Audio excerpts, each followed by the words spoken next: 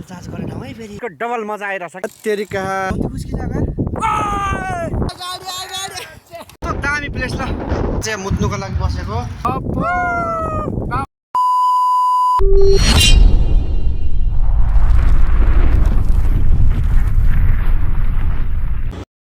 Hello guys, what's up? Welcome back to my new vlog, new vlog है after a long time. धेरै पछि आज सानो video बनाउँदैछु, छोटो मिठो।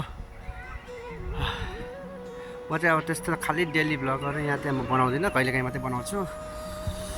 त्यही भएर आज पनि एउटा सानो बनाइदिउँ न मेमोरी भनेर मेमोरीको लागि सानो एउटा भिडियो बनाउँछु, छोटो मिठो। आज हामी मात्र त्यो डाँडा देखिरहेछ, त्यहाँ डाँडासम्म हामी पुगेर आउँदैछौँ लिमुदाईसँग। अहिले हामी यहाँ छौँ सिबिउको एउटा यो सिटीको कुनामा छौँ हामी, लिमुदाईसँग जाँदैछौँ।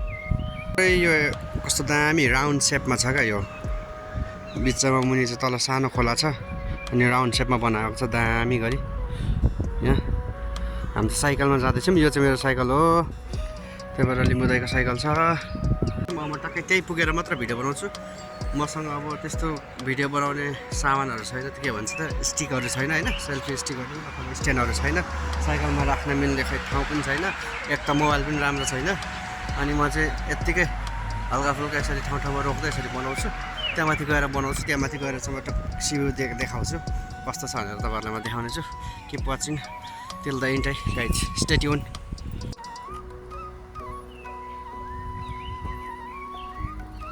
ल हामी चाहिँ लाग्यौँ है।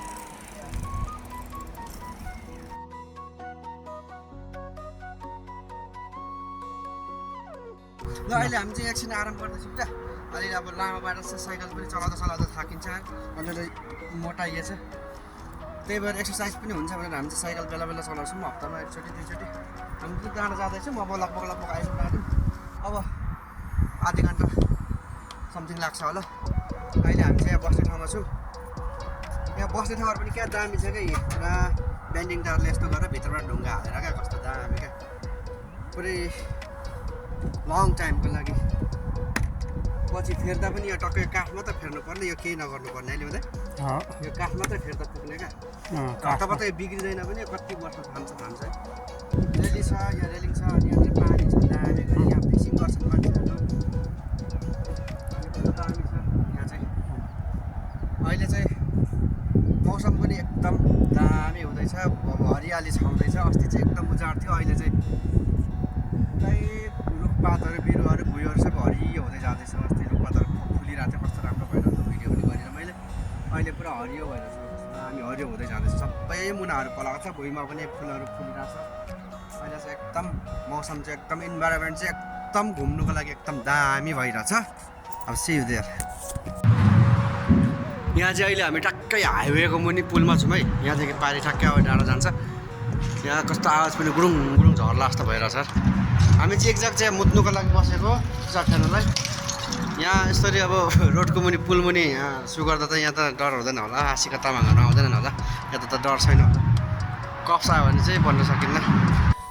लगायत अब हामी चाहिँ हाम्रो डेस्टिनेसनमा आइपुग्न लाग्यौँ होइन। यो माथि डाँडामा हामी जाने भनेको, अस्ति पनि गएको थियौँ राति त्यस्तो रमाइलो भएन। अनि आज चाहिँ अलिकति मजाले घुमौँ, एक्सप्लोर गरौँ भनेको।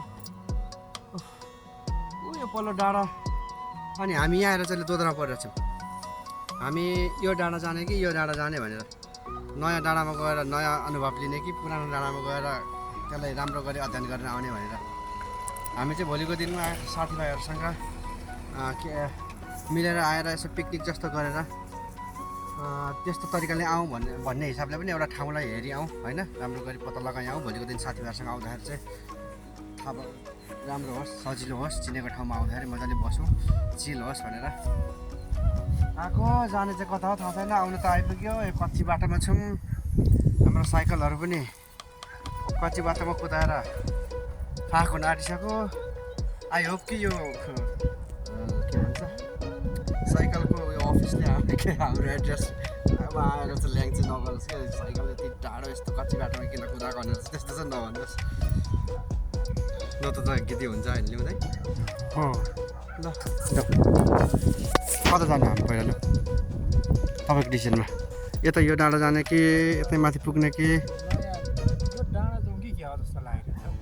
त्यहाँ माथि जाने त्यहाँ जाँदाखेरि फेरि डाइरेक्ट यताबाट हामी घुमेर परबाट कुनाबाट यस्तरी लाग्नुपर्छ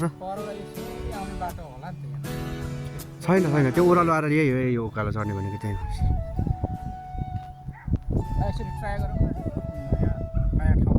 ल नयाँ ठाउँमै जाउँ ल लेमुदाईको इच्छा है ल हाम्रो बुलेट बाइकहरू यहाँ छ ग्यार फाँक भइसकेको छ तपाईँको सास फुलेन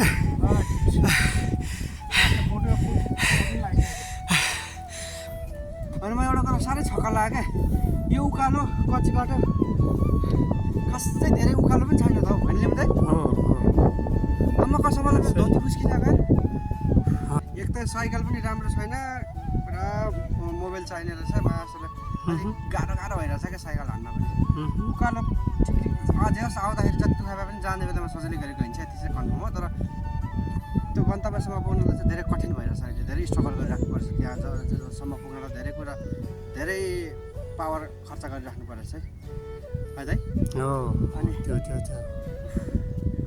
हत आज यहाँ आफूलाई बिल्ला लागिरहेछ हौ होइन लेमुदाई यस्तो के को उकालो यस्तो सम्म ठाउँमा पनि फेल्नु परिरहेछ यसको मतलब साह्रै नै तेर्छ पनि होइन कि हल्का उकालो छ होइन तर एकदम लङ के हल्का उकालो भए पनि एकदम लामो छ क्या लगभग 500 700 800 किलो मिटर जस्तो छ होइन अनि त्यही भएर त्यो सानै उकालो भए पनि लङ भएपछि गाह्रो हुँदो रहेछ क्या बासालाई धोती खुस्किसक्यो अनि हेट कन्ड जस्तो सेन लाएर आएको गनाउने भएर आएको पसिनाले अब फेरि केटीहरूको छेउमा जाने लाज लाग्छ है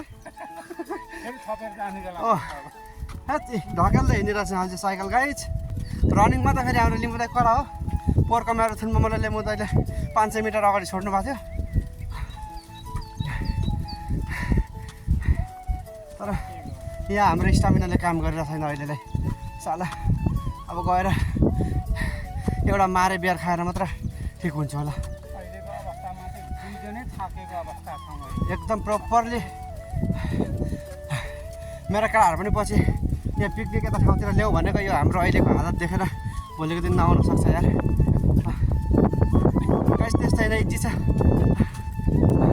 टन्न हँसाएर आउनुपर्छ होइन टन्न हँसाएर होइन ठिक्क खाने हो अनि एक जम्बु खानुपर्छ बियर त्यसपछि त नि यो उकालो त उकालो जस्तो लाग्दैन होला अहिले त फ्रेसमा हिँडेर होला सकिरहेको छैन तर मजा चाहिँ आइरहेछ गलेर शरीर जति गले पनि फिलिङ्स चाहिँ ह्याप्पी नै भइरहेछ है वी आर ह्याभिङ फन जसरी भए पनि होइन बाफ्रे कहाँ आइपुग्यो हामी सिबिउ त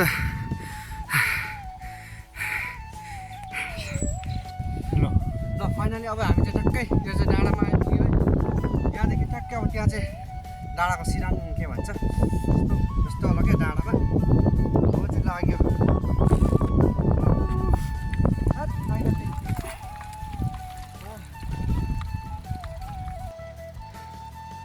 गाइज हामी चाहिँ फाइनली आइपुग्यो भाइ देख्न सक्नुहुन्छ डाँडा हो कस्तो मलाई एउटा सरप्राइज है हामीले चाहिँ यति साह्रो के भन्छ होप गरेको थिएनौँ है यो यति मजा छ भनेर यस्तो दामी छ भनेर चाहिँ नकसम है today I am so happy है it's like a heaven of earth दामी रहेछ यहाँ चाहिँ कमाल तरिकाले रमाइलो गरेर पुरा डिजे त भनौँ एउटा सुपर लिएर आएर रमाइलो गरिन्छ टेन्ट सेन्ट ल्याएर मोबाइल रहेछ हेरौँ है अब कसरी हुन्छ जाने बाँकी छ डाँडामा जाने बाँकी छ भेरी एक्साइटेड छु म ल त्यो डाँडामा जाँदै ल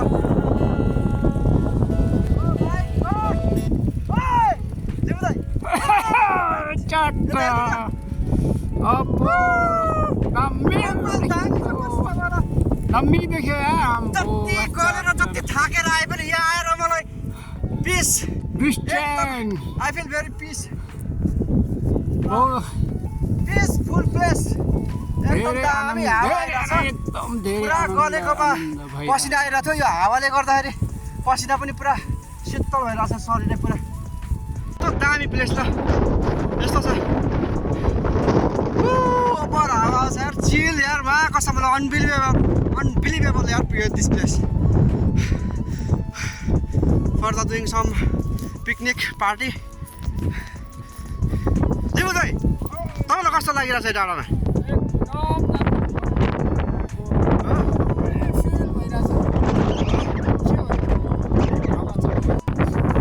फाइनल्ली हामी आइपुग्यो डाँडामा। कस्तो दामी चाहिँ झिल छ, सबभन्दा अग्लो डाँडा जस्तो छ। यता झिल छ, सबभन्दा अग्लो। यता हेऱ्यो हाम्रो सिटी सहर।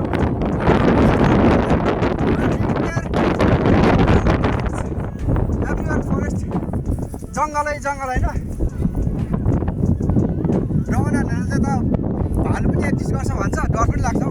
2 जना मात्रै हुन्छ। दामी छ, चिल छ। हामी आएको डाँडा जस्तै आएको त्यो डाँडा हो।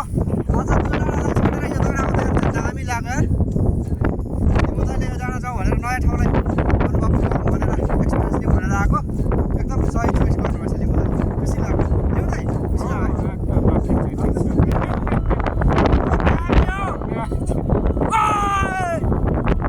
जति गरौँ अनि केही पाल्दा हुँदैन क्या। यहाँ चाहिँ मान्छेले पिकनिक पनि खान्छ नि। अनि यहाँनिर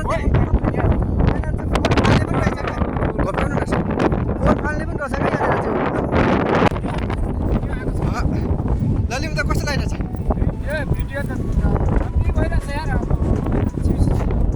कस्तो दामी देखिरहेछ गाइस त्यो पर। कस्तो दामी देखिरहेछ त्यो पर। माया कस्तो मलाई।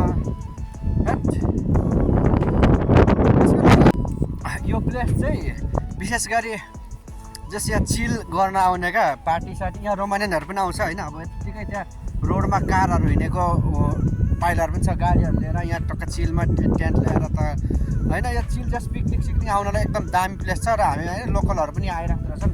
अघि 1-2 जना आएको थियो, आएर फर्क्यो होइन तिनीहरू। अनि तिनीहरू अब आगो बलेको त्यहाँ छ आगो बल्ने ठाउँहरू छ, आगो बालिरहेको छ त्यहाँ। अनि त्यहाँ के भन्छ त्यो फोहोर फाल्नेहरू छ। जस यहाँ पकाइ तुलाइ गरेर खानालाई चाहिँ अलिकति वातावरण ठिकै छ। तर उतादेखि रेडिमेड लिएर यहाँ आएर चिल हान्नलाई चाहिँ दामी छ है। पुरै किचन, आफ्नै किचनदेखि पकाइ तुलाइ गरेर दामी बनाएर किनेर के खानेकुरा किनेर बनाएर लिएर आएर यहाँनिर खानालाई चाहिँ दामी छ। पिकनिकको लागि चाहिँ जङ्गल लाउनुपर्छ गाइस दाउरा खस्नलाई। अनि पकाउने कता हो त्यो पनि थाहा छैन कि। त्यही भएर सामान टक्क लिएर टक्क राख्ने होइन। अनि त्यो बिछाउनेहरू बसेर ग्रुपमा नाच्दै गाउँदै खाने हो।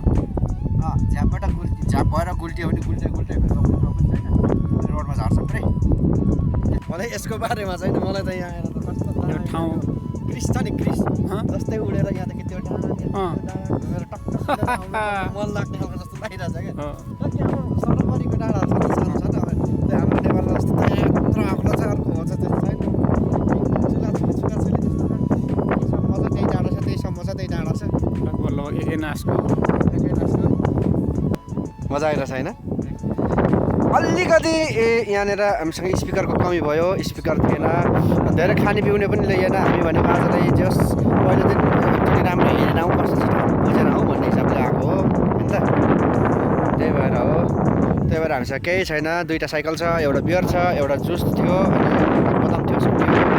गाडी पनि पैसा भएको साइकल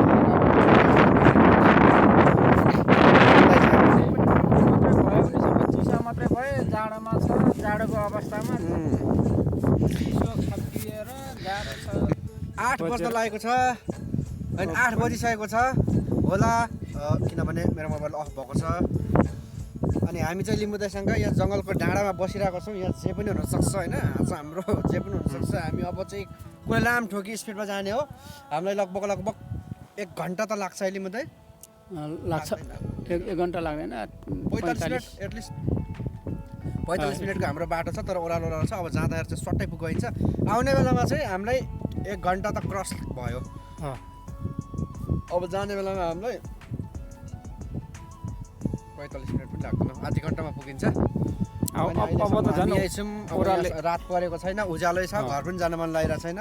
ओह्रालो त्यहीमाथि म त यो ज्याकेट लगाइरहेको छु, त्यहीमाथि यो ज्याकेट लगाइरहेको छु। लिम्बुदाईलाई जाडो भएर बर्बाद भइरहेछ। यता चाहिँ मान्छेहरू 4 जना आएको छन्। ठाउँहरू देखाउँदैछ, उनीहरूको गाडी यहाँ छ।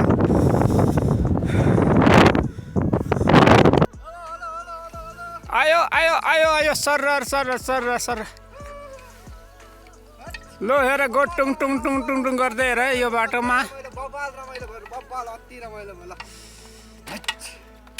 ल खायौँ अनि अहिले चाहिँ हामी फर्किरहेको छौँ है अघि जति दुःख गरियो नि उकालो हिँड्दाखेरि अहिले झर्नलाई त्यसको डबल मजा आइरहेछ कि अघि उकालोमा ठेल्दा जति अलिकति दुःख पाए पनि अहिले जाँदाखेरि चाहिँ यस्तो मजा दामी भइरहेछ होइन म चाहिँ अलि अगाडि आइसकेको छु लिम्बू दाइलाई पर्खिरहेको छु लिम्बू दाइ आउँदै हुनुहुन्छ ल म चाहिँ लिम्बू दाइलाई अलिक कराउनु न हौ कराउनु न ओहो साह्रो अहिले पैदल हानेर खुट्टा नदुखाउनु न हेत तेरिका ल ठिक छ आयो है गुटुङ टुङ टुङ टुङ टुङ टुङ केटा आयो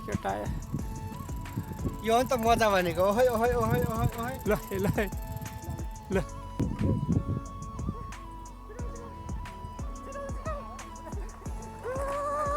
गाडी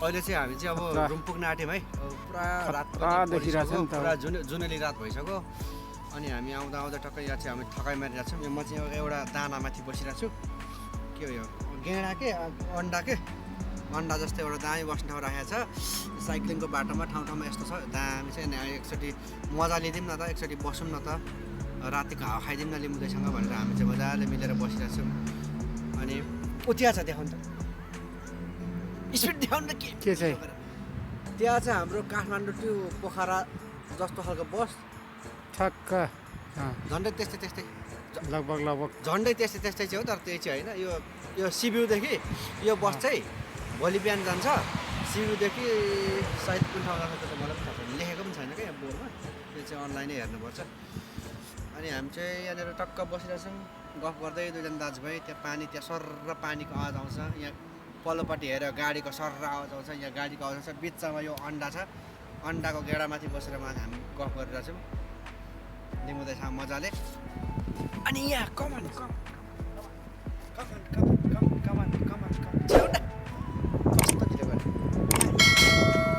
यो चाहिँ मोबाइल चार्ज गर्ने ठाउँ है फेरि बस्ने ठाउँ होइन नि बस्दा पनि मिल्छ तर मोबाइल चार्ज गर्ने ठाउँ है यो चाहिँ वायरलेस यहाँ चाहिँ फेरि महँगो फोनहरू चार्ज टक्कै राख्यो भने बाङ्लाङ